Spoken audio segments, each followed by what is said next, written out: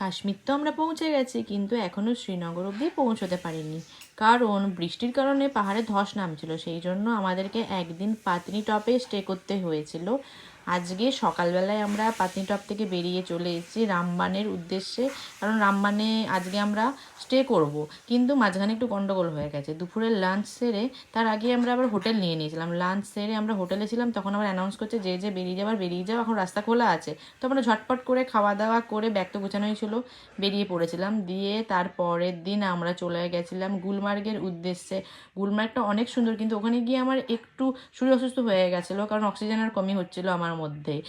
আর আমার শরীরটা একটু খুবই খারাপ করেছিল, যেহেতু অনেকটা লাইন দিয়ে, প্রায় 500 জনের পেছনে লাইন দিয়ে তারপরে রোপওয়েতে করে আমরা উঠে, এই যে দেখো ভাই আর ভাইয়ের বউ কত মজা করছে, আর আমি তো পুরো কেলিয়ে পড়েছিলাম, মজা করতে পারিনি। তাই ওদের ভিডিওটাই এখানে রইলো। ভিডিওটা কেমন লাগছে জানিও, ভালো লাগলে একটা করে লাইক কমেন্ট শেয়ার করে দিও। টাটা।